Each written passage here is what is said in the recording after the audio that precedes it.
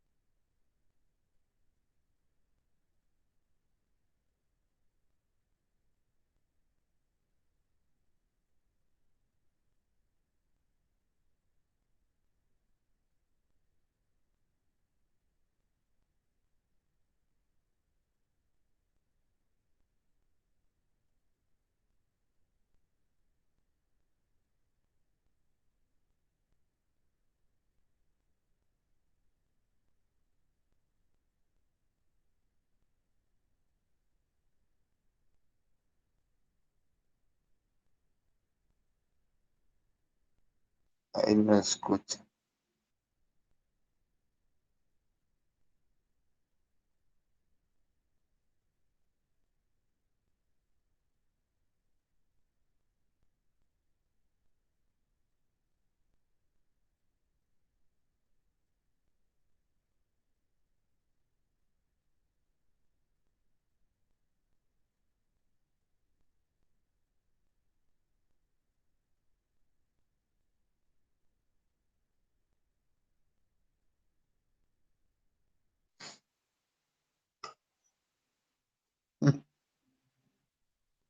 Volumen.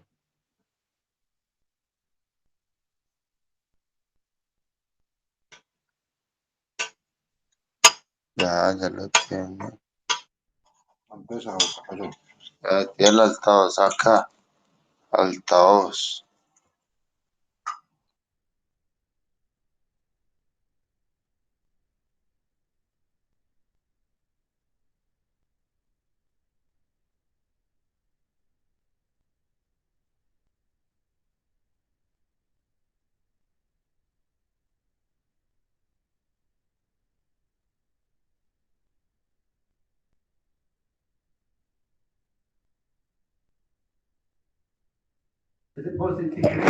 En unos minuticos vamos a empezar familias, vamos a darle espacio a que lleguen algunos porque como se conectan, porque están llegando al trabajo, entonces vamos a esperar 5 minuticos y empezamos.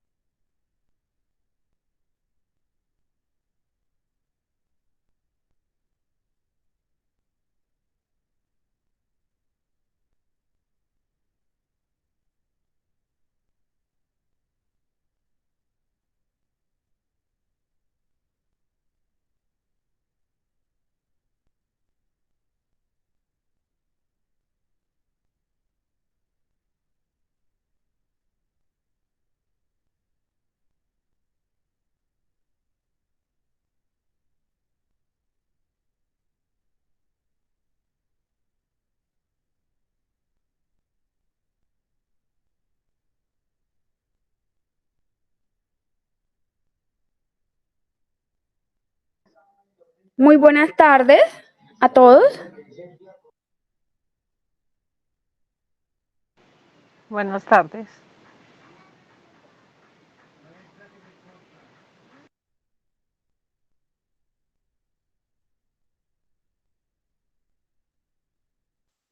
Buenas tardes. Buenas tardes.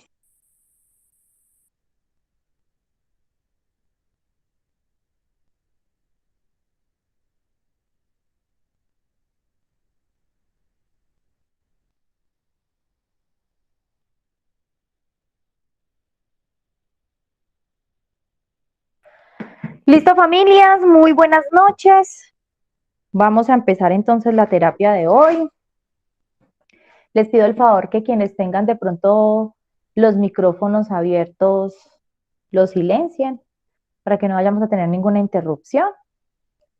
Para los que no me conocen y aún no hemos podido vernos, porque seguramente algunas familias no saben quién soy yo. Mi nombre es Ángela María Arango, yo soy la médica psiquiatra del programa y hoy tengo pues el privilegio de que hagamos la terapia de familia. ¿Se me escucha bien? ¿Todos me escuchan bien o se me escucha muy pasito para que por favor me digan? No, se escucha muy bien. Sí, se escucha bien. Doctora, sí, muy bien, se escucha. Muy bien, se escucha muy bien. Listo, listo. Voy a dar un anuncio parroquial antes de que empecemos.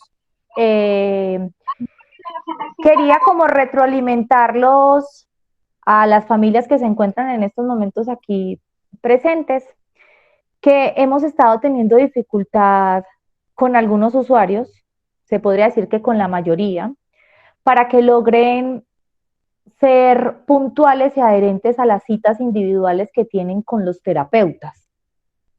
¿Por qué los quiero retroalimentar hoy de esto? Porque, a ver, familias, esto es un tratamiento integral, ¿cierto? Que si bien es maravilloso que vayan a las terapias de grupo y que no falten a las terapias de grupo, nosotros como equipo interdisciplinar tenemos objetivos terapéuticos diseñados para cada usuario, con los cuales trabajamos en las terapias individuales con ellos y con los cuales trabajamos en las terapias individuales de familia con la familia de cada usuario. Entonces, ¿qué es lo que suele pasar?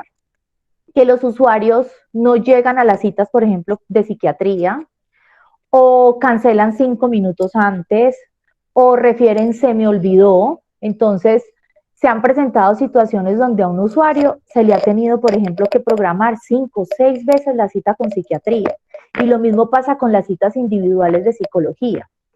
Nosotros tratamos de ser un programa flexible, diferente a los demás programas, donde de verdad el usuario se sienta cómodo, pero sentimos que de pronto el usuario no alcanza a darse cuenta, pues que esto es una clínica y que por ende si yo estuviera pidiendo una cita en cualquier otro lado y yo llego tarde, no se me es atendido. Todos somos conocedores de que si pedimos una cita y llegamos 5 minutos tarde, no nos entran al consultorio. La cita no se da. Es más, nos ponen una multa y tenemos que pagar una multa por haber llegado tarde o haber faltado a la cita. Entonces, muchas veces, cuando se trata de dar como esa comodidad, termina siendo algo que pareciese que perjudica a la persona que se beneficia de eso. Porque es como si ya hubiesen pasado al otro extremo. Ay, no, ellos son tan queridos, tan formales, tan bacanes, tan chéveres, que como yo me quedé dormido, la reprogramo, como yo quería hacer otra cosa, la reprogramo, como me cogió la tarde, yo la reprogramo. Entonces, familias, nosotros queríamos pedirles el favor a ustedes. Nosotros vamos a tratar de documentarlos a ustedes de las citas que los usuarios tienen para que por favor nos colaboren para que los usuarios vayan a sus citas individuales. Vuelvo y repito, estos espacios individuales son vitales porque es donde uno toca con ese usuario aquellas cosas que no se pueden trabajar en una terapia de grupo, aquellas cosas que son muy íntimas del usuario. Entonces, para nosotros es importante poder tener estas atenciones con ellos porque es de la única manera que avanzamos en el tratamiento. Entonces, ese era como el anuncio parroquial para solicitarles a todos que nos colaboren, porque un usuario que no va a una cita por psiquiatría es un usuario que está ocupando un espacio que pudiese ocupar otra persona. Entonces, muchas veces dejamos de atender a otras personas que, por ejemplo, me están diciendo, Ángela, necesito hablar con vos, necesito verte, no sé qué, y tiene que esperar a tener un espacio conmigo, y había un espacio para Pepito Pérez, y Pepito Pérez simplemente no va porque se le olvidó. Y toca volver a priorizar a Pepito Pérez porque es importante, porque no lo he visto. Entonces, pasa con los psicólogos, pasa con la trabajadora social, pasa con la psicóloga de familia. Entonces, sí les pedimos el favor que tengamos como presente eso. Es como si, yo siempre pongo el mismo ejemplo, es como si mi hijo tuviera un cáncer Vengan, yo les apuesto que estaría súper pendiente de que mi hijo no pierda la cita de la quimioterapia, que la cita con el oncólogo no se vaya a perder, porque sabemos que si no voy a esa quimioterapia, perdí la quimioterapia. Sabemos que si perdí la cita con ese cirujano que me va a realizar la extracción de ese tumor, la perdí, quizás voy a necesitar 2 meses, 3 meses para que vuelvan y me agenden. Entonces es como que yo sé que lo psíquico no se le puede tomar temperatura, no hay laboratorios, entonces muchas veces como que lo psíquico no le damos la relevancia que le tenemos que dar, pero es tan vital e importante como cualquier otra situación que nosotros tengamos en cualquier otro órgano de nuestro cuerpo. Entonces los invito para que podamos hacer las cosas bien, para que podamos avanzar en los tratamientos y podamos de una u otra manera tener las cosas como muy claras. Bueno, ahora sí vamos a hablar de un tema súper interesante. Yo decidí hoy hablar con todos ustedes. Quise hoy empezar a aclarar ciertas cosas que he empezado a observar que quizás no están claras y lógicamente tampoco tienen por qué saberlas si no son del área de la salud, ¿cierto? Bueno, de hecho hay personas en el área de la salud que tampoco comprenden ese tipo de situaciones. Pero yo sí quiero dejarles claro a ustedes como familias qué es una dependencia a una sustancia, qué es una cronicidad. Porque si nosotros tenemos claro esto y empezamos a entender por qué nuestros hijos, nuestra pareja, nuestra mamá, nuestro papá, nuestro hermano, nuestro amigo está en un tratamiento integral como el que hay en la institución, podemos empezar a ayudar a esa persona desde el conocimiento. Porque muchas veces en nombre del amor cometemos muchos actos de ignorancia, que vuelvo y repito, yo no estoy juzgando a nadie por no saber la información, pero sí hay muchísimas cosas que quienes acompañan a un sujeto con problemáticas en el consumo cometen por amor, pero que son actos garrafales de ignorancia por no preguntar, por no documentarse, por no estar como a la vanguardia con la información. Cuando yo tengo un amigo, una pareja, un hijo, un pariente, lo que sea, con una problemática en el consumo de una sustancia legal o ilegal, yo lo primero que tengo que hacer es partir desde el conocimiento. Y ese conocimiento se encuentra en muchísimas partes, desde la internet hasta el mismo terapeuta que me puede retroalimentar. Entonces, por eso también los invito a que pregunten, se documenten, pidan explicación. Si ustedes tienen dudas, no entienden, pregúntenos. La obligación de nosotros es enseñarles a ustedes, la obligación de nosotros es poderlos capacitar de la mejor manera para poder ayudar a las personas que están en el programa. Las personas que pertenecen al programa de nosotros son personas que están en clasificaciones de abuso de sustancias o dependencia o lo que nosotros llamamos cronicidad de la sustancia. Realmente nosotros no tenemos en el programa personas con usos sociales o con usos recreativos de las sustancias.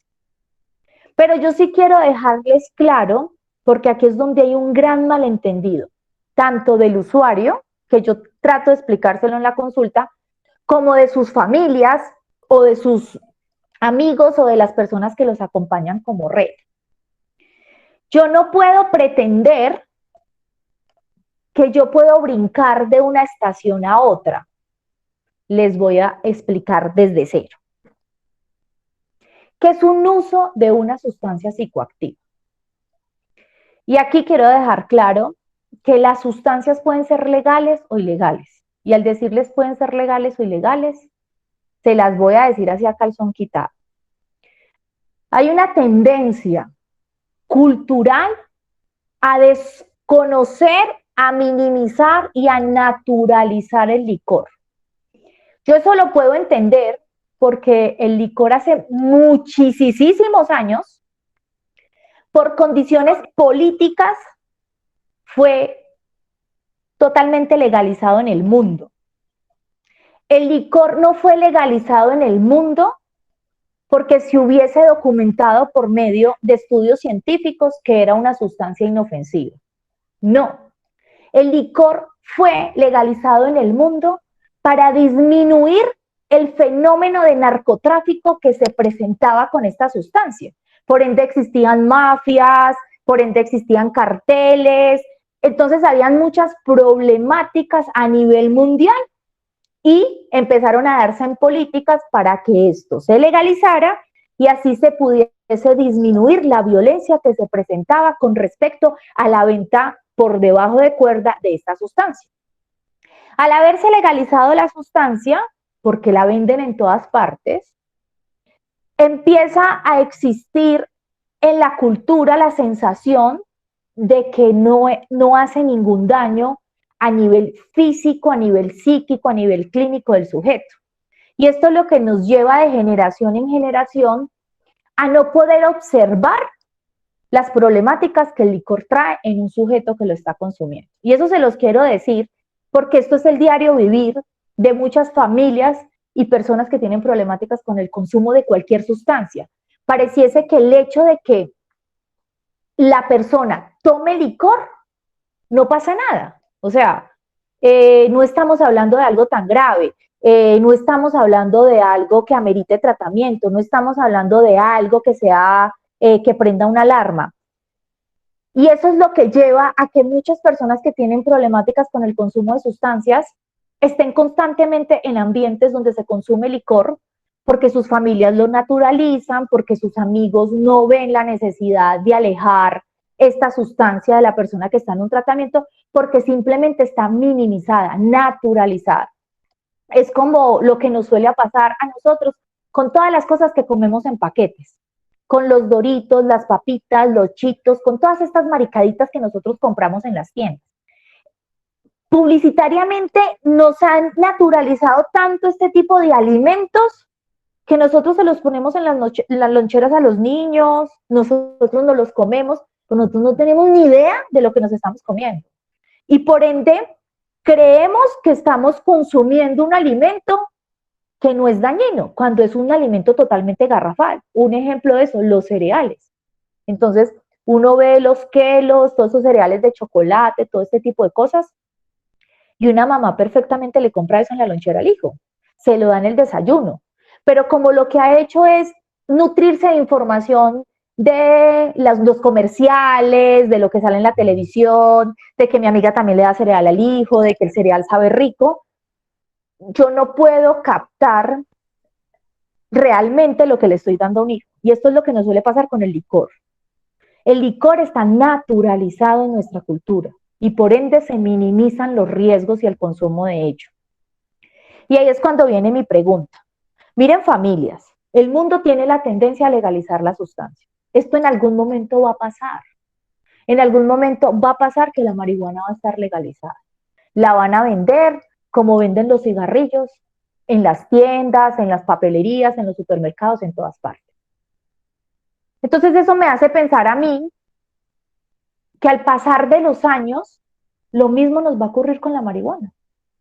O sea, va a llegar al punto donde los usadores de esta sustancia, los abusadores y los dependientes de esta sustancia, pues la van a consumir y quienes lo están acompañando no van a observar el daño que esto hace. Y yo les quiero dejar claro, esto no tiene nada que ver ni con la moral, ni con la ética, ni nada. Esto tiene que ver con la ciencia, esto tiene que ver con la salud. Yo no estoy diciendo ni etiquetando, ni colocándole etiquetas de demonio a las drogas, no. Las drogas son una realidad en nuestra sociedad, son una realidad en el mundo y se van a terminar legalizando, porque en últimas legalizarlas disminuirían las problemáticas políticas y sociales que vivimos con estos fenómenos. Y se cobrarían impuestos para la salud y para el deporte, que es lo que se hace con el licor.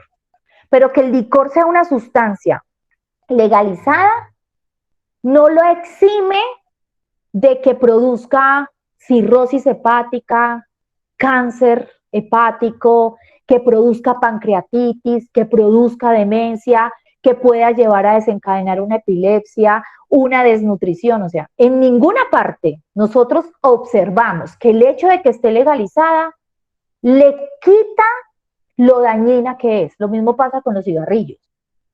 Y partiendo de esto, quiero que empiece a quedar claro que es un uso recreativo de una sustancia. Les voy a poner ejemplos. A mi consulta llega alguien y yo le digo, hola Pepito Pérez, ¿cómo estás? ¿Qué has hecho? ¿Cómo te va? Y empiezo a mirar antecedentes patológicos, alérgicos, todo. Puede pasar en la consulta de medicina general, en la consulta de nutrición, donde sea. Ve, Pepito, ¿vos consumís alguna sustancia? Y Pepito me dice, Ángela, imagínate, yo con 30 años y me he fumado en mi vida 2 baretos. Yo no estoy hablando de una adicción ahí. Yo no estoy hablando de un sujeto que tiene una problemática con la marihuana y yo necesito internarlo en la San Juan, necesito buscarle un internado, necesito mandarlo a médico. No. Necesito ahondar para saber qué tan frecuente es ese uso de manera social, ¿cierto? Pero yo ahí no estoy hablando de alguien que tiene una dependencia, una cronicidad. Llegó Laurita. Ve, Lauris, ¿vos qué? ¿Vos consumís alguna sustancia? Bueno, Ángela, sí, yo pues como que cuando son las ferias de Manizales tomo traguito una vez al año. No estoy hablando de una dependencia, de una cronicidad. No estoy hablando de alguien que tiene una problemática con la sustancia, ¿sí? Andrés, ¿vos qué? ¿Consumiste alguna sustancia? Pues Ángela, mira, yo he ido como en mi vida, como a 2 fiestas tecno. Y pues sí, yo me metí un éxtasis esas 2 veces, pero pues no, nunca más. En estos 27 años que yo tengo, 2 veces he consumido éxtasis. Yo ahí no estoy hablando de una adicción, no estoy hablando de una dependencia. Y quiero dejar esto claro porque esto no es el tipo de usuario que está en el tratamiento, ¿sí? Porque es que esta es la confusión que hay. Yo tampoco estoy diciendo que los usos esporádicos o sociales no son perjudiciales, no. Yo, Ángel Arango, como médica psiquiatra, así existan otros colegas en el planeta Tierra, que les parezca que mis posiciones son muy radicales, pienso que los usos esporádicos o sociales pueden ser complicados y garrafales. Porque no hay que desconocer historias de personas que nunca toman, pero el día que se pasaron de tragos, terminaron en una relación sexual de riesgo, terminaron en un abuso sexual, atropellaron a alguien en un carro, el típico pelado que nunca no consume ni abusa de la marihuana y el día que le dio por echarse unos plones porque se encontró con unos parceros en la cancha, se montó en el carro y atropelló a alguien y le quitó la vida. Sé de casos de personas que nunca abusan de la cocaína y un día se pasaron una línea de cocaína, tuvieron un mal viaje con la cocaína, entraron en una psicosis, se pusieron paranoicos y asesinaron al amigo que estaba al lado. Les puede sonar que yo soy muy exagerada, que yo soy muy peliculera, pero les estoy contando casos reales que a los que los psiquiatras tenemos acceso. Entonces, hay personal de la salud, hay psiquiatras, psicólogos, que argumentan y dicen, no, a la población hay que enseñarle cómo consumir, a la población hay que enseñarle a que tenga conciencia de cómo consumir una sustancia. Y mi pregunta es, ¿cómo biológicamente yo puedo tener conciencia de cómo consumir una sustancia si cuando yo consumo una sustancia, yo lo primero que estoy haciendo a nivel químico de mi cerebro, a nivel de mis conexiones neurofisiológicas, es que mi cerebro se desconecta de la parte prefrontal. Esto es lo que a mí me hace humano, la frente, la corteza prefrontal, que se termina de desarrollar cuando uno tiene 30 años y que la próxima vez que nos veamos les voy a explicar muy bien todo eso. Pero la pregunta es, si yo estoy bajo el efecto de cualquier sustancia, licor, marihuana, éxtasis, LSD, TUS, una benzodiazepina, lo que sea, yo estoy desde una parte de mi cerebro, que es mi cerebro límbico, el cerebro del placer, estoy desde el circuito de la recompensa, segregando mucha dopamina, que es lo que me produce el placer, y estoy desconectada de esta parte que me produce, que me lleva a razonar, a analizar, a ver, a comparar, a tomar decisiones. ¿Yo cómo puedo ser responsable cuando tengo un uso recreativo de una sustancia? O sea, eso biológicamente no es posible. Aunque existan personas que dicen que lo que tenemos que llevar es a nuestros niños, niñas, adolescentes y adultos a saber usar una sustancia. Además, las personas que terminan teniendo problemáticas serias y en tratamientos por consumo de sustancias porque tienen una dependencia, o sea, una cronicidad con esa sustancia, nunca iniciaron a consumir la sustancia con la intención de producirse en esa condición. O sea, nadie se sienta a tomar licor con la intención de volverse alcohólico. Eso no es posible. Nadie se inicia a fumar marihuana con la intención de volverse crónico en el consumo de marihuana. Nadie va a una fiesta tecno a consumir un papelito de LSD, a meterse un sintético con la intención de terminar psicótico. No, no podríamos pensar que los seres humanos hacen determinadas cosas para ocasionarse un daño, no. Seres humanos empiezan a consumir, a usar recreativamente, socialmente una sustancia para divertirse, para calmarse, para muchísimas cosas. Pero la última intención sería generarse en una patología. Entonces, no es dependiente, no tiene una cronicidad el que quiere, sino el que puede. Es decir, para que alguien termine con cambios moleculares a nivel celular, con cambios en sus estructuras cerebrales, con problemas reales en una adicción, necesita tener requisitos para terminar en esa condición. Así que toda persona que tiene un uso social recreativo de una sustancia, pues no tiene cómo saber si cumple esos requisitos para terminar siendo adicto. Y esos requisitos son información biológica, genética, hereditaria, biológica, física, psíquica, mental. Entonces, yo puedo tener 14, 15, 20, 30 años, estar usando una sustancia en una fiesta, me regalan tusi, y yo puedo terminar probando el tusi socialmente, pero mis condiciones pueden ser un caldo de cultivo para que yo pase de este uso, que el uso es algo esporádico. La persona que usa socialmente de vez en cuando, de cuando en vez, ni lo busca. Es más, tienen apodos como el goterero. Ay, marica, ahí viene este goterero. Cayó a la sopa y ahorita... Pero no lo propicia. O sea, no está buscando en dónde está la vareta, en dónde hay un sintético, en dónde... No, no lo propicia. Y lo ha probado de vez en cuando en vez y para de contar, ¿cierto? Pero realmente el que tiene una problemática con el consumo de sustancias, vengan familia, no podemos desconocer que empezaron usando. Yo empecé usando. Yo no empecé adicto a la primera, yo empecé usando. Y de usar se pasa al abuso. Ahí empezamos a hablar del tipo de personas que están en el tratamiento. ¿Qué es un abuso de una sustancia psicoactiva, legal o ilegal? Es que yo tengo la intención de usar esa sustancia, de consumirla. Tengo la intención, busco los espacios, busco actividades donde la sustancia se pueda dar.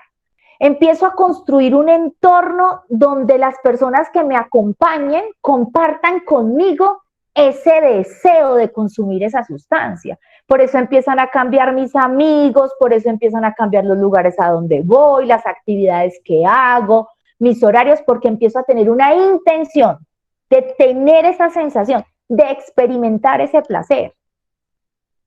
Y es ahí cuando el sujeto empieza a hacer actividades que antes hacía, sin tener que estar bajo el efecto de la sustancia, las hace, pero ahora necesita abusar de la sustancia para sentir placer en esa actividad. Me voy a explicar. Yo antes iba con mis amigas a broncearme, ¿cierto? Iba a cualquier parte. Si mi amiga tenía una finca o algún balneario, lo que sea. Iba a broncearme, qué dicha irme a broncear con mis amigas. Íbamos, nos bronceábamos, nos echamos el bronceador, qué delicia, ¿cierto? Pero ahora sucede que yo voy a broncearme con mis amigas, pero ay, marica, es que es más bueno broncearme con mis amigas, pero con un baretico encima.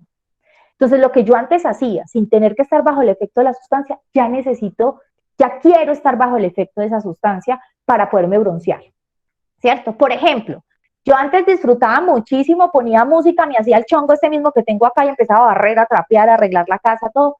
Pero sucede que ahora, arreglemos la casa, pero tomemos traguito, tomémonos unas cervecitas, abrámonos mediecita de aguardiente. Eso ya habla de un abuso. Yo antes podía hacer un asado en mi casa con mi familia, pero ahora no tiene sentido hacer ese asado si no hay traguito. Es más, empezamos a decir, no, finca sin trago, no, a mí no me invites por allá, que para qué me voy a ir yo con una finca sin trago. Y no voy a la finca porque no había trago, ¿cierto? Yo a veces podía reunirme con amigos a juegos de mesa, a cagarnos de la risa, a reírnos, a hacer comida. Pero sucede que es que ahorita busco la intención de reunirme con esos amigos, pero consumamos perico o consumamos tusi. Eso es un abuso. Y las actividades cotidianas de mi vida empiezan a estar acompañadas de la sustancia. Yo antes me podía parchar en el balcón de mi casa a leerme un libro, pero ahorita me quiero leer el libro con una copa de vino, ¿cierto? O sea, ya no quiero leerme el libro, sino estoy con la sensación de la sustancia. Eso es un abuso. Y eso es una alarma con toda, así. Y muchísimas familias y muchísimos usuarios buscan ayudas en estas etapas. Que lo ideal, para mí, vuelvo y les digo, podrán pensar que yo soy muy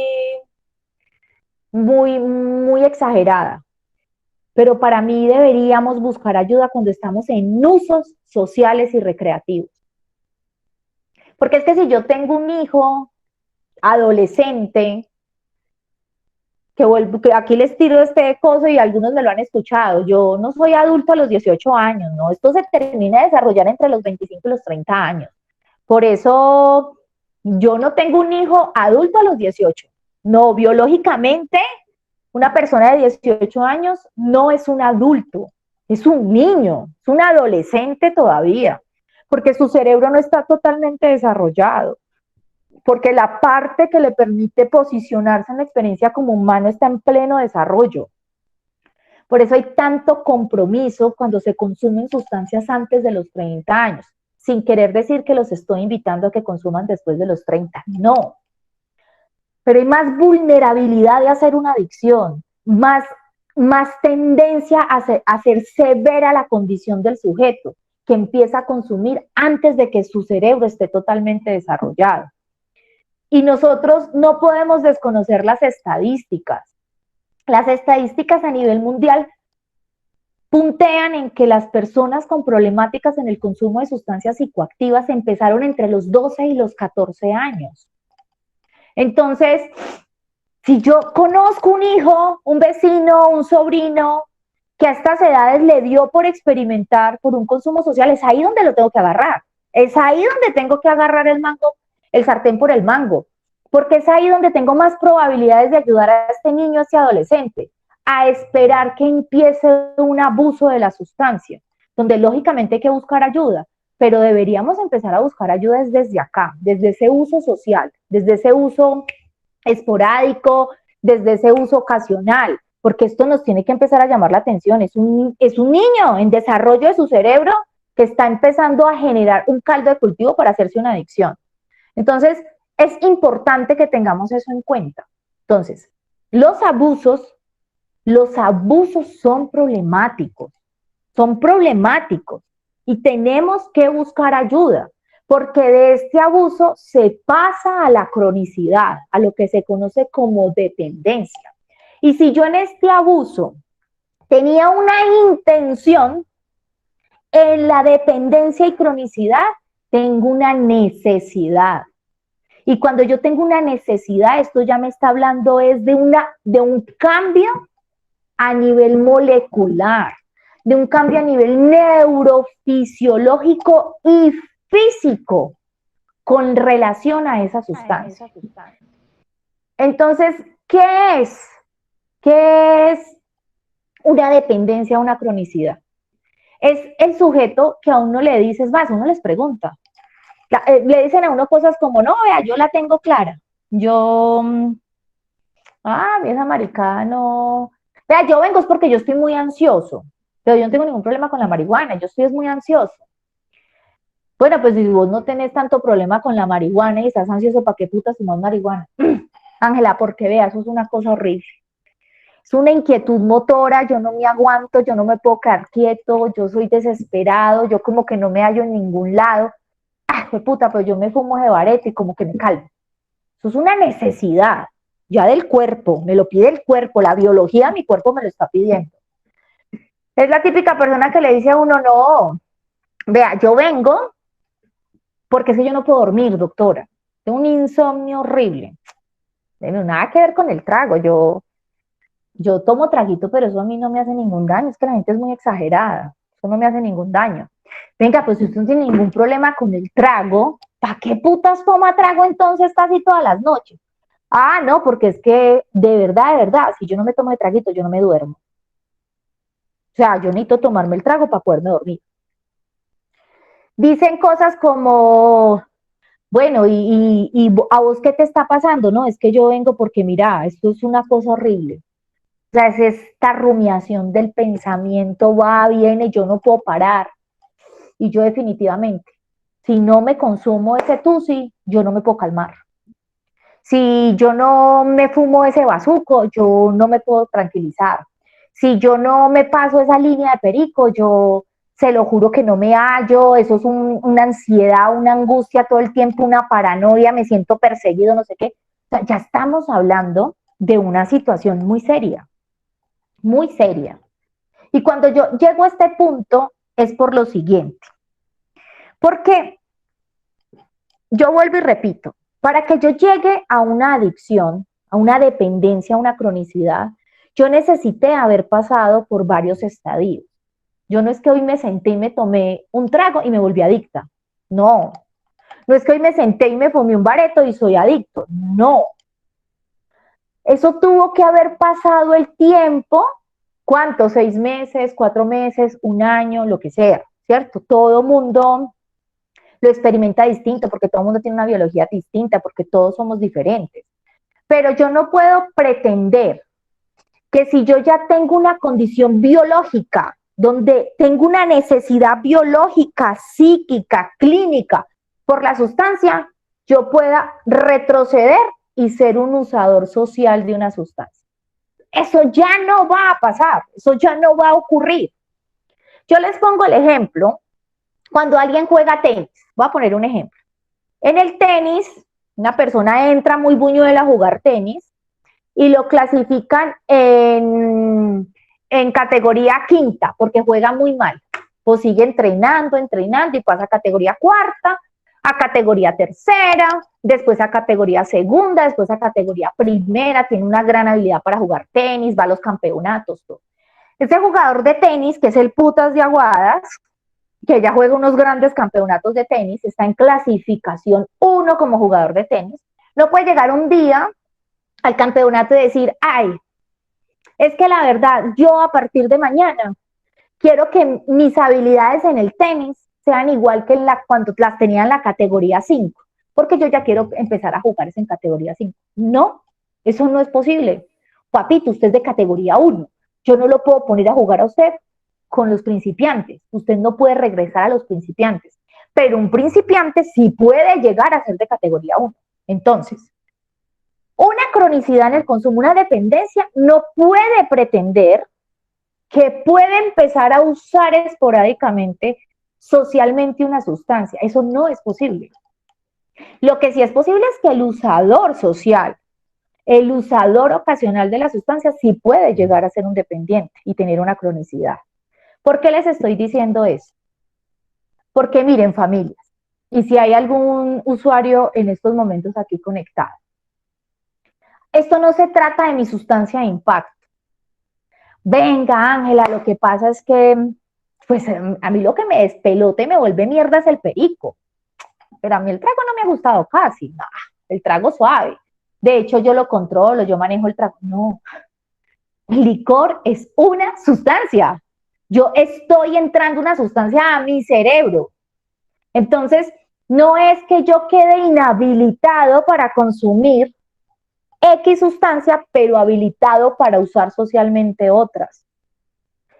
Esto es lo que hace que muchas familias sigan cometiendo en nombre del amor tantos actos de ignorancia. Juan, ¿qué hiciste el fin de semana? Ah, estuve con mi familia en la finca. Ah, ¿y eso? ¿Qué hicieron? No, estaba cumpliendo años mi abuelita. ¿Y tomaste? Sí, me tomé con mi papá una botellita de guaro. La pasamos muy chévere. ¿Te tomaste una botella de guaro? Pero ven, tu papá es que no entiende que tú estás en un tratamiento, tienes una problema. Ah, sí, pero pues es que en mi casa mi papá ha bebido yo toda la vida he bebido con mi papá. No, en mi casa realmente, para mi papá no es problema de que yo tome traguito. Para mi papá el problema es que yo fume marihuana. Pero desde que yo no fume marihuana no pasa absolutamente nada. Caro, ¿cómo te fue? ¿Cómo estuviste? No, súper bien. Este fin de semana estuve con unas amigas y hicimos una pijamada en la casa y nos tomamos unos Baileys y como 2 botellitas de vino. Ve, mira qué interesante. Y tu mamita no entiende que tú tienes un tratamiento y que tienes una problemática con la sustancia. Ay, no, pues mi mamá fue la que nos regaló las botellitas de vino. Mi mamá fue la que nos dijo, ay, con tal de que estén aquí en la casa, muchachas, tomen ese vinito, que yo mañana les hago una sopita bien rica, bien cargadita en grasa y se les quita ese guayabito. Eso es lo que está pasando en estos tratamientos. No hay conocimiento de la sustancia. Y yo les voy a explicar algo. Miren, las adicciones son conductas aprendidas. Cuando yo digo conductas aprendidas me refiero a que son conductas que se convierten en hábitos, quedan grabadas en nuestro inconsciente. O sea, una adicción es una información que está grabada, implantada en las memorias del inconsciente. Vamos a suponer algo.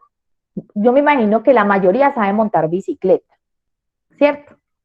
Yo les quito hoy la cicla y se las vuelvo a entregar dentro de 5 años.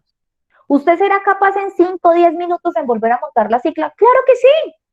Eso es una información que se aprendió. Y entre más monte bicicleta, mejor va a aprender a montar la cicla. Entre más consuma una sustancia, lícita o ilícita, mejor va a grabar esa información. Así que esa información está grabada, está grabada. Cuando yo ya hago una dependencia, una cronicidad, hay un cambio molecular, hay un cambio en el ADN de mis células. Esa información queda impregnada en mis células. Entonces, yo no puedo darme permisos. Yo no me puedo dar permisos con ninguna sustancia. Yo de chistes hasta les digo, venga, huevón, ni la aguapanela del día anterior, ni una aguapanela vinagre. No, porque si tu sustancia de impacto es el Tusiví, que está tan de moda, y fumas mucha marihuanita, y vos empezás a tomar traguito, destapas la cerveza, te empezás a tomar la cerveza, llevas meses sin consumir Tusi, meses sin consumir marihuana, y empezás a tomarte una polita, suave, en un asadito en la casa. Yo me empiezo a tomar la polita, tiqui, tiqui. Cuando empieza a entrar esa sustancia en mi cuerpo, pasa la barrera hematoencefálica, llega a cierto lugar del cerebro, que la próxima vez lo vamos a ver, se empieza a segregar dopamina. Entonces se segrega la dopamina, empiezo a experimentar placer, ¿cierto? Entonces, mi cerebro se pregunta, venga, esto que yo me estoy tomando, entonces en cuestión de milésimas de segundos, ¿a qué se parece? Y mi inconsciente, mis memorias, mi hipocampo, le dice a la amígdala cerebral, ve, esa cervecita que usted se está tomando es igual a los diciembres, a las matadas de marrano, a las idas a finca. Entonces, lo que hace el hipocampo es evocar situaciones que se asemejan al placer que estoy sintiendo para que yo experimente el placer. Entonces, empiezo a relacionar ese placer que estoy sintiendo con el licor que me estoy tomando y sigo grabando, y grabo, y grabo. Sucede que a los 15 días vuelvo y me encuentro con otro asado. Me tomo unos traguitos, cerveza, lo que sea, y vuelve y se pregunta, ¿esto a qué se parece? Y mi hipocampo rebota, mire, esto se parece a hace 8 días, que usted se tomó esas cervecitas, que pasó tan rico con su familia, se parece a las matadas de marrano, a los diciembres, a los cumpleaños, a no sé qué, tal. Listo, todo bien, este tipo no ha perdido el conocimiento, no se ha enlagunado, sigue soltándola, yo lo manejo, yo lo patino, yo lo controlo, yo a mí el trago no me puede, ¿sí o no? Y sí, probablemente no lo vemos ni vomitando, ni tirado en el piso, nada. Sucede que a los 15 días, un cumpleaños, y empezó otra vez a tomarse los traguitos, y volvió y lo preguntó, Y volvió y le dijo, esto se parece a lo que usted tomó hace 15 días, hace 20 días, a los diciembres, a los marranos, a los cumpleaños, a la matadita de marrano, a bla, bla, bla, pero venga, esto también se parece. Se parece a las fiestas tecno donde íbamos, se asemeja a esta música que escuchábamos, se asemeja a estos amigos con los que compartíamos. Esto es una cosa parecida a lo que sentíamos cuando consumíamos Tusi. Y ahí empieza la recaída. Ahí el sujeto empieza a estar muy vulnerable para volver nuevamente a esa sustancia que lo volvía disfuncional, ¿sí? Que le alteraba sus esferas dimensionales. Y ahí es cuando la persona, en cualquier momento, porque evocó nuevamente esa información, va a propiciar un consumo de las otras sustancias que antes consumía. Y tenemos lo que se llama una recaída. Y a veces esas recaídas son tan profundas, que caen pero con todo. O caen, siguen caídos y vuelven al punto cero desde el inicio. Y vuelven a evocar absolutamente todo. Y se ve el patrón exactico como si fuera una telenovela. Vuelve a buscar los mismos grupos de pares, los mismos lugares, activa las mismas redes, los mismos contactos del vendedor, todo, porque lo que hice fue evocar la información. Entonces, esto no se trata de que, ay, es que aquí el peligro es el bazuco, es que aquí el peligro es la marihuana, es que aquí el peligro es el trago. No. Esto se trata, es que no podemos seguir desconociendo que las sustancias psicoactivas, legales o ilegales, producen placer en quienes abusan y tienen una dependencia de ellas. Y por ende no es que existan unas mejores y peores. No existen unas que se puedan usar y otras que no se puedan usar. No. El sujeto que empieza a tener la capacidad, o la familia que tiene la capacidad de identificar que esta persona está en un abuso, en una dependencia, en una cronicidad de la sustancia, tiene que tener muy claro que esto es cuestión de decisiones, y de decisiones es que no me doy permisos. Entonces yo no voy a premiar a mi hijo, ay, Ángela, venga mamá, es que estaba hablando con tu hijo esta tarde en consulta y me cuenta que el fin de semana lo dejaste por la Santander en un bar para encontrarte con unos amigos y le diste permiso de tomarte 1 litro de cerveza. Ay, sí, Ángela, es que anda tan cambiado. Yo quería premiarlo. Vengan, no, papá. Familias, vengan, no. En nombre del amor, documentémonos, porque en nombre del amor podemos hacer cosas muy garrafales. En nombre del amor podemos terminar echando para atrás el avance que ha tenido alguien. Y mi invitación es a que quienes deciden acompañar a alguien en un tratamiento de estos, lo deciden con toda. Esto es como si yo tuviera una obesidad mórbida. Me acaba de decir el médico, mira Ángela, usted se va de bypass, usted necesita bajar tantos kilos, bajar las calorías que come al día porque usted está a punto de un infarto, y cancelo estas palabras, pero usted necesita su dieta desde hoy, tiene que ser totalmente diferente.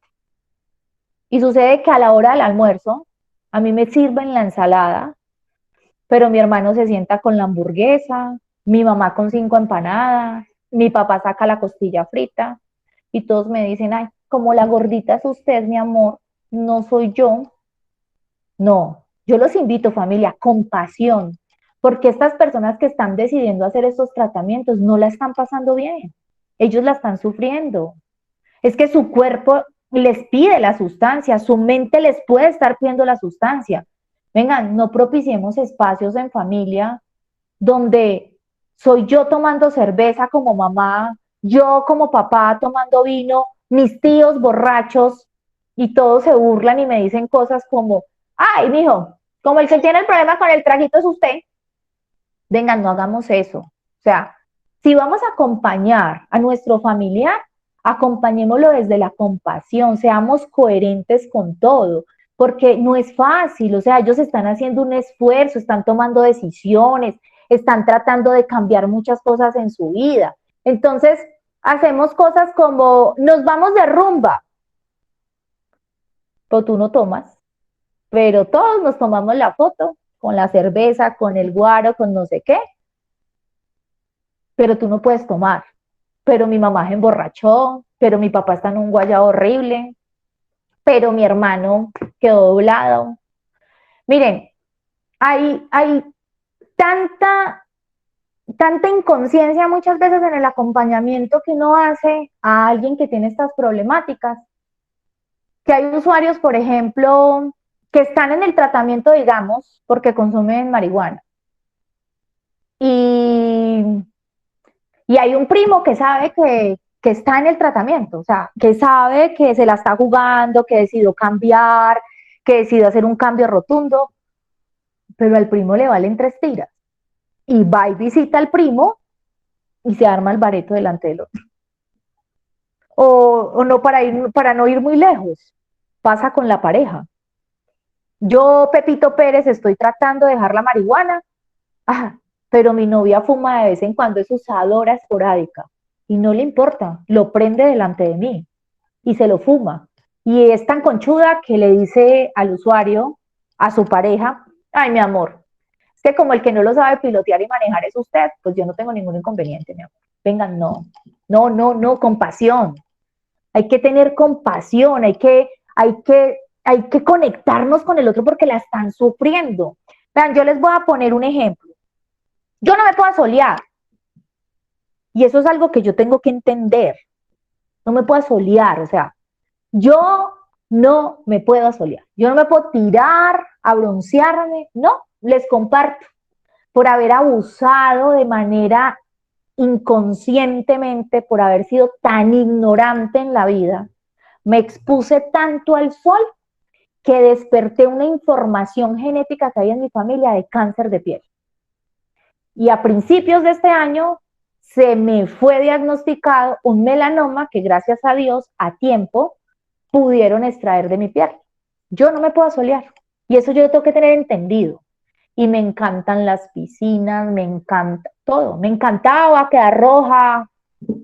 Pero ya me dijeron, vea mamita, usted no puede asolear. Y yo no puedo luchar más con eso, no puedo asolear, tengo que entender. Pero les voy a compartir algo muy bonito. Yo hace poquito estuve de vacaciones y estuve en un lugar donde hacía sol. ¿Y sabe qué fue bonito? Yo fui con 2 personas a ese paseo. Y esas 2 personas no cumplen esa misma condición mía. Podían meterse en el agua, salir a caminar, trotar, todo. Pero ¿saben qué fue bonito? Que tuvieron en cuenta todo lo que hicimos en el paseo con mi condición. Entonces, vamos a ir a la playa, por ejemplo, y se encargaban de que la sombrilla estuviese abierta, de que donde yo me fuera a poner a leer el libro, estuviera la sombra, de recordarme, hey, lleva el pantalón, hey, te echaste bloqueador, hey, párate aquí que no hay tanto sol, venga, no, vamos a hacer esta vuelta, vamos a ir a conocer este sitio, pero a tales horas que el sol ya haya bajado. Eso es compasión. Porque yo les aseguro que si las 2 personas que hubieran ido conmigo al paseo no hubiesen sentido compasión por mi condición, que no es que me inhabilite, yo sea una discapacitada, no, pero si les hubiera importado un carajo y hubiesen armado parches en plena hora donde es más dañino el sol, si hubieran decidido broncear sin contar que yo tuviera una sombrilla, pues yo les digo una cosa, los aniquilo en mi vida, los aniquilo, porque es que, vengan, las personas que lo aman a uno tienen también que entender que lo que me pasa a mí también les pertenece. Entonces yo los invito, familias, a que tengamos solidaridad con nuestros hijos, con nuestros papás, con nuestros tíos, con el que sea que esté en el tratamiento. Porque, vuelvo y les repito, ellos nunca empezaron a consumir con la intención de estar en esta situación, jamás. Ellos nunca imaginaron que iban a llegar a este punto. Ya llegaron, tienen conductas extrañísimas, son impulsivos, esto es difícil, sí, pero no es imposible. Y tenemos que entender que esto ya ha hecho cambios en ellos a nivel psíquico, a nivel físico, a nivel molecular, pero si todos hablamos el mismo idioma, si todos somos coherentes, si lo que hacemos es, no sé, trabajar en pro de que hagamos actividades en familia, que le den sentido a nuestros encuentros, que le den sentido a nuestras reuniones, pues nosotros no vamos a poner a sufrir tanto a nuestros familiares.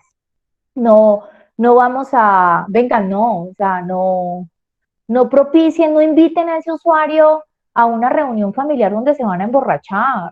No hagan eso, porque es que esta persona la está pasando mal, todavía no tiene herramientas. Quizás en algún momento pueda estar en el mundo, en el espacio, entendiendo que no puede consumir ninguna sustancia, porque a eso se logra, eso se llega. Que existen personas que las pueden consumir, listo, sí, pero cuando yo empiezo a entender que mi condición no me permite consumir ninguna sustancia, yo ya tengo las herramientas, quizás pueda estar en una reunión, quizás pueda ir en un lugar nocturno, quizás pueda ir a una fiesta, pero ellos están empezando un tratamiento, no se engañen. No, es que lo premié con que puede ir a la fiesta tecno porque lleva sin consumir 3 meses. Venga, no los expongan. O sea, no premien con ese tipo de cosas. De verdad, permítanse en que el equipo interdisciplinar los guíe, familias, les digan cuándo es un momento asertivo, cuándo es un momento ideal para hacer algo. Porque nosotros tenemos el entrenamiento, tenemos la experiencia no solo por el conocimiento académico, sino por las vivencias que hemos tenido con los usuarios. Y si ustedes de verdad se dejan acompañar de nosotros, seguramente los tratamientos van a ser muy asertivos. Bueno, no sé si alguien tenga alguna pregunta para que vayamos finalizando. Si de pronto quisieran que en la próxima vez que yo me viera con ustedes algún tema que ustedes tengan como muchas dudas, yo quisiera que pudiéramos hablar de lo que pasa neurofisiológicamente en el cerebro y quisiera también que en algún momento tocáramos el tema de los medicamentos porque también hay muchísima incomprensión en ese sentido. Pero no sé si de pronto ustedes tienen algún tema que ustedes crean que yo desde la psiquiatría pueda retroalimentarlos. Doc, buenas noches. Pues a mí la Buenas verdad noches. sí me interesa mucho lo de los medicamentos. Ujú. Me encantó la reunión de hoy para que francamente uno poco a poquito se va volviendo más consciente de la situación, de todo. Entonces, me encantaría mucho que la próxima reunión que tengamos con usted, pues pudiera tratar el tema de los medicamentos y pues ya digamos de esa respuesta que el cerebro genera, tanto con las sustancias como con los medicamentos. Listo, mi vale, lo va a tener en cuenta. Muchas gracias, Doc. Buenas tardes. Buenas Buenas noches, tardes. discúlpame. Buenas noches. También es una inquietud que tengo con los medicamentos.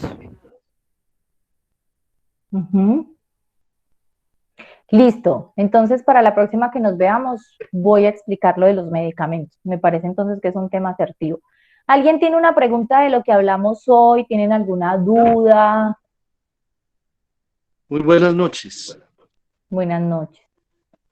Como siempre, agradeciendo a Medicol y a ustedes por el acompañamiento que nos brindan con nuestros familiares, pero muy preocupado porque nosotros como padres le ponemos la voluntad, estamos asistiendo pues a la terapia familiar, vamos a Medicol cuando nos citen, pero la usuaria no quería asistir, no sabemos, Angelita, qué hacer ya. Ujú. Claro, papá, y lo entiendo porque sé que es muy difícil, y yo lo que podría decirle desde mi experiencia, papá, es que en algún momento esta persona tendrá que darse. Danielita, ¿puedes cerrar el micrófono, por favor? Es que en algún momento esta persona tendrá que observar sus necesidades. Yo entiendo que ustedes como familias hacen lo que les corresponde, ¿cierto? Y yo los invito a que lo sigan haciendo. No se rindan, síganlo haciendo y lo mejor que puedan. Pero también tienen que entender que cada ser humano en algún momento tendrá que experimentar lo que le corresponde en la experiencia y yo no puedo hacerlo por el otro. Y ustedes a veces como papás llegan a un punto de pensar que está en manos de ustedes y no, ni siquiera de los terapeutas, ni siquiera de los padres. Cada quien hace la parte que le corresponde. Así como es de frustrante para ustedes como familia, para nosotros como terapeutas también puede ser muy frustrante. Puede ser muy frustrante que hacemos hasta más de lo que sentimos que necesitamos hacer o que podemos hacer y no vemos los resultados. Y yo, que eso no tiene nada que ver con la psiquiatría ni con la psicología, sino con mis creencias, pienso que todos los seres que venimos a esta experiencia elegimos lo que vamos a vivir. Esto les puede sonar muy rayado, no tiene nada que ver con la psiquiatría, pero yo pienso que el hecho de que estemos en esta experiencia en tercera dimensión, yo por mis creencias creo que yo elijo venir acá y elijo determinadas situaciones para encontrar un propósito de esas situaciones y trascender como ser. Así que, papá, enfóquese en observar qué es lo que la experiencia le enseña a usted como ser, independientemente que la otra persona que está en esa misma experiencia con usted no vea las cosas como usted las ve o como nosotros creeríamos que las tendría que ver, porque cada quien va a su ritmo, cada quien va a su tiempo, cada quien va según lo que haya elegido vivir. Entonces, sígalo haciendo usted, papá, siga sanando usted, siga dando usted, porque cuando nosotros participamos de manera muy consciente en lo que aquí en el planeta Tierra llamamos sanación de un otro, en últimas lo que estamos haciendo es sanándonos a nosotros mismos. No se rinda, papá, no se rinda, que el momento tendrá que llegar cuando sea necesario. Yo sé que es difícil, papá, pero esto no va a ser una experiencia para toda la vida, esto también pasará. Y se dará cuenta que en algún momento ella se va a conectar con la experiencia. Pero eso no depende de usted, papá, eso no depende de nosotros. Eso simplemente depende de que ella tome una decisión de ver la experiencia de manera distinta. Y lo Dios le comprendo, pague, papá. Angelita. Muchas gracias, muy amable. Bueno, profe, un abrazo. Dios le pague igual. Bueno, amor. Sí, mamá, estos temas los hemos abordado con los pacientes. Ahí había una mamá que estaba preguntando eso. Por eso es que yo les digo, papás, es muy importante las atenciones individuales con los usuarios.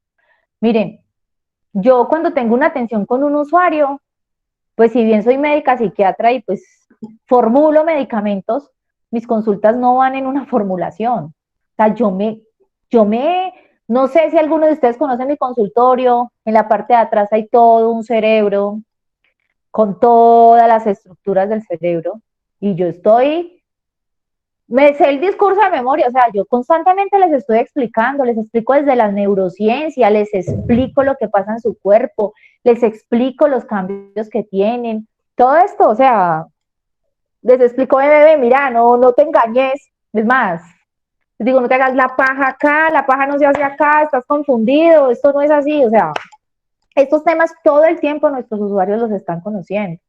Lo que pasa es que las condiciones que ellos tienen de ese placer que sienten con las sustancias hacen que ellos sean muy negadores de estas realidades. Por eso es que estos procesos no son ni de 15 días, ni de 20 días, ni de un mes, papás. Nosotros hemos tenido situaciones en las que una familia dice a los 3 meses, no, él no va a volver, mamá, ¿por qué? No, porque como dejó de consumir, venga, no, ojalá fuera así de mágico, ojalá fuera así de maravilloso. Estos son procesos que muchas veces para muchos usuarios son muy largos. Para muestra un botón el papá que habló ahorita. Como pueden haber usuarios que esto trasciende de manera muy rápida, pueden haber usuarios que esto se demora muchísimo tiempo. Miren, esto es como un cáncer. Y hay quienes entran a quimioterapia y quizás en el primer ciclo salen de esta enfermedad, de esa situación, de ese tumor. Pero todos son diferentes. Todos son distintos, todos tienen una biología, una historia, unos genes, unas condiciones psíquicas, todos son distintos, por eso es que estos tratamientos deben ser individuales, enfocados en el usuario, en su familia, los objetivos terapéuticos son muy individuales, no son para todo el mundo igual, entonces yo no puedo pretender que mi hijo responda igual que Pepito Pérez o que Andrés sea igual que Mauro, o que Catalina sea igual que Elena, no, porque esto es individual. Esa es la importancia de que las frecuencias que a ustedes les dicen, papás, en esas inducciones, se cumplan. O sea, no, es que él va 3 veces a la semana, pero a mí me parece que eso es demasiado, con que vaya una, no. Es que es como si yo tuviera un cáncer y estuviera sentada al frente del oncólogo y le estuviera diciendo al oncólogo cuál es la quimioterapia que le tiene que dar a mi hijo, a mi esposo, a mi mamá. No, yo les digo, familia, miren, esto, lo que nosotros hacemos no está improvisado, lo que nosotros hacemos está basado en la ciencia. Nosotros tenemos todo totalmente fríamente calculado, son construcciones de grupos terapéuticos que nosotros ya tenemos montados, que ya sabemos qué es lo que vamos a hacer. O sea, nosotros no llegamos a las 7 de la mañana y nos preguntamos, ay, ¿qué hacemos? ¿Qué nos inventamos para hoy? O sea, como que ¿en qué los entretenemos? No. Esto tiene un para qué, todo tiene un fundamento, todos los grupos tienen un sentido, las terapias individuales tienen unos objetivos terapéuticos, tanto para las familias como para el paciente. Entonces, se necesita que todos trabajemos en equipo. O sea, todos trabajemos en equipo. Miren, ustedes son vitales en los tratamientos de estas personas, porque ustedes son, miren, ustedes son como esa luz que los está acompañando a ellos mientras ellos pueden descubrir su propia luz. Entonces no se rindan, familias, no piensen que esto no tiene salida. Miren, en la vida, en esta experiencia terrenal, todo es temporal e impermanente, así que nada es para siempre. Esto también pasará, esta situación va a tener un fin, pero para que tenga un fin que pueda habernos dado a todos una enseñanza y una capacidad de trascender, tenemos que hacerlo con conciencia, tenemos que hacerlo con dedicación, pero sobre todo con compasión. Bueno, familias, no sé si tengan la última pregunta. No, Ángela, desde Cali. Buenas noches. Oscaleño, ¿eh? ¿Estás tomando lulada? Yo soy de ¿No? Manizales, dicen aquí en Cali que la sucursal del cielo es Cali. Y no. Porque y es que el no. cielo es Manizales. No, yo me siento muy agradecido y quiero hacer un cuestionamiento. Cuando uno muchas veces tiene la compasión con amor, Sí. con ternura, Ajá. cómo en un momento determinado el sujeto puede llegar a interpretar que verdaderamente yo no lo estoy haciendo por sacrificio, sino por amor. Esa es mi pregunta, Porque mire, ¿cómo hacerle entender? Muchas gracias. Mire, papá, lo que pasa es que cuando yo mando un mensaje a un otro, el mensaje no solamente va en el discurso que yo doy, sino que va en la coherencia como asumo lo que estoy haciendo por el otro, ¿cierto? Entonces, yo lo que tengo que ser es ser muy observador de que yo sea muy coherente en lo que pienso, en lo que digo y en lo que hago.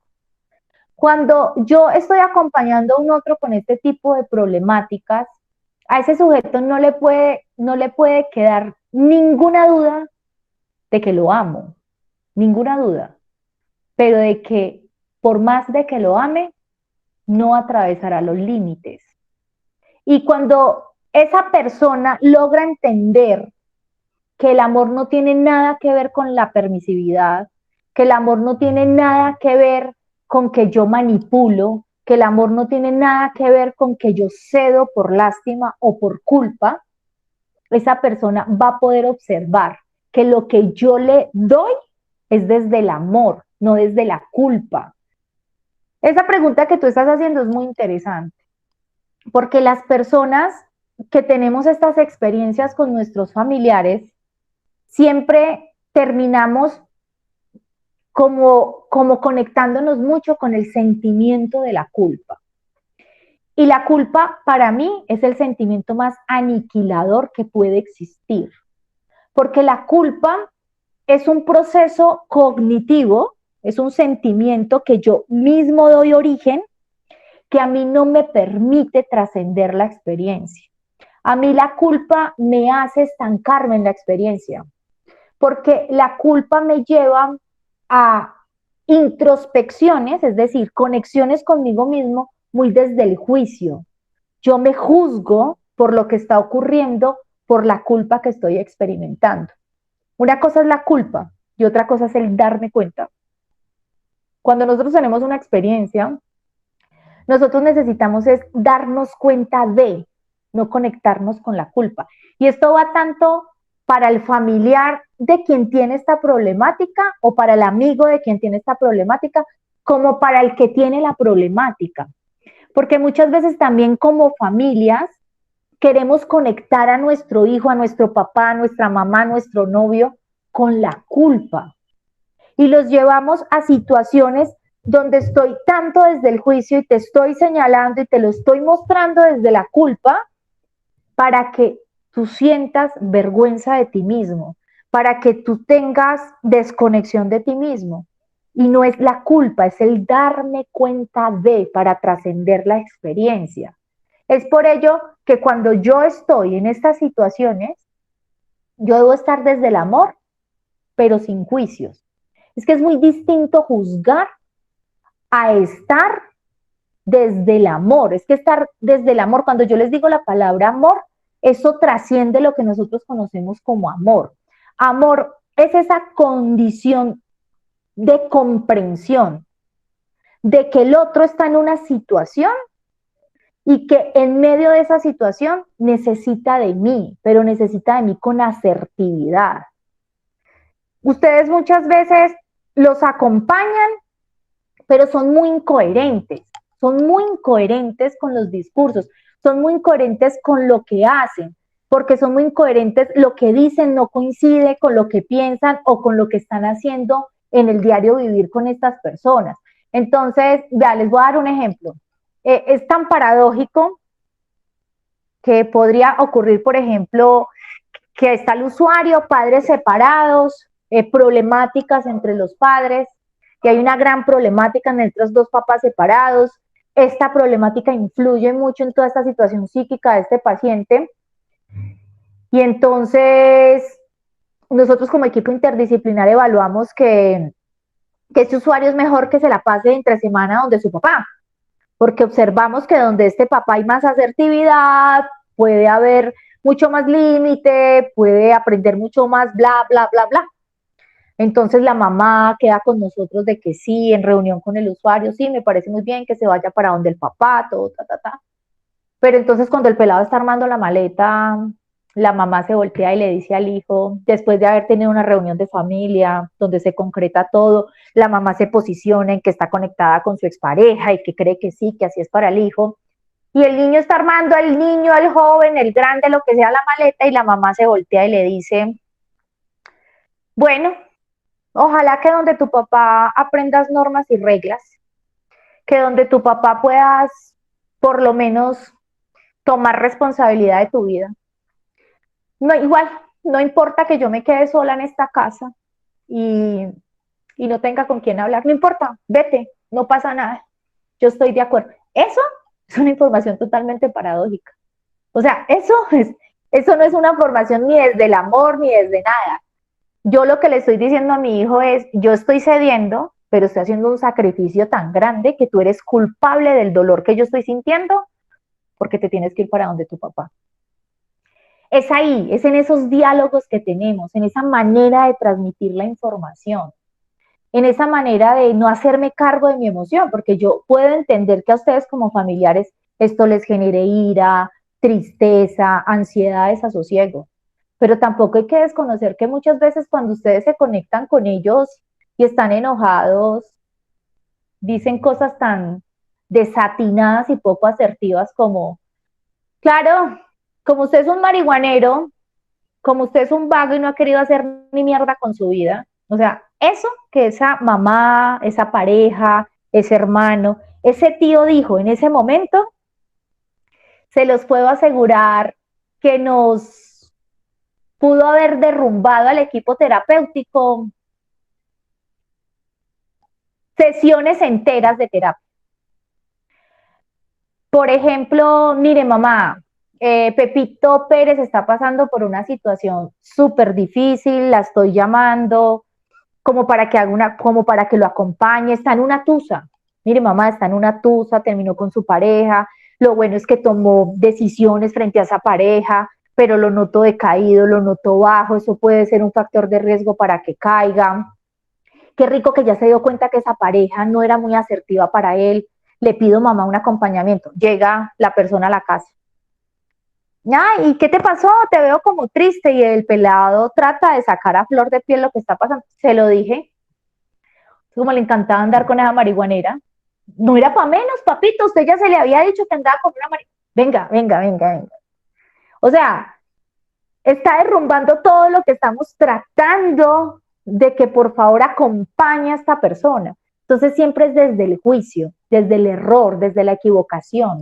Es que como usted hizo, es que como usted fue, es que como usted dijo, es que como usted se comportó, como si no hubiese otra manera de poder darse cuenta de que, venga, somos seres dinámicos, cambiantes. Si ustedes no tienen fe en que en algún momento ellos van a ser diferentes, pues ustedes no los están acompañando desde la realidad. Ellos están haciendo un esfuerzo muy grande, ellos también se la están metiendo todas.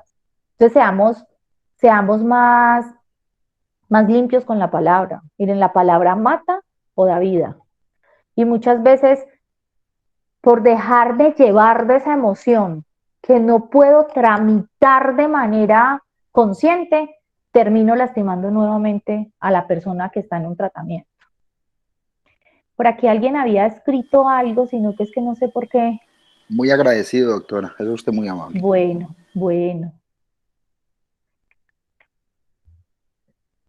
Bueno, familias. No alcanzo, no sé por qué no me salen las preguntas. Doc, escribieron ya. qué referencias bibliográficas les podía brindar. Ustedes como conocedores puedan de pronto brindarnos referencias bibliográficas para profundizar en poco sobre esos temas mencionados en la charla, y sobre todo la sensación de la culpa y la razón, coherencia. Bueno, yo no sé si ustedes son conocedores de que esto se monta en un grupo que está en Facebook. Bueno, en ese grupo, familias, hay muchas charlas, hay muchas cosas que ahondan en estos temas, hay explicaciones que yo he puesto de todo lo que se implica a nivel neurofisiológico. Entonces, en ese grupo se puede ahondar en muchos temas de esos. Si ustedes se han inscrito a ese grupo de Facebook que se llama Ángel Arango Salud Mental y Adicciones, que tiene el loguito de Medicol, yo mañana le voy a pedir a alguien de Medicol que les mande por el grupo cómo se hacen, cómo es el link para el grupo. Y ustedes lo que hacen es volverse como miembros del grupo, y ahí pueden acceder a todo ese tipo de cosas, y yo por ahí entonces les voy a montar cosas, unas cosas interesantes que ustedes podrían empezar a ver, ¿sí? Bueno, familias, ¿alguien más?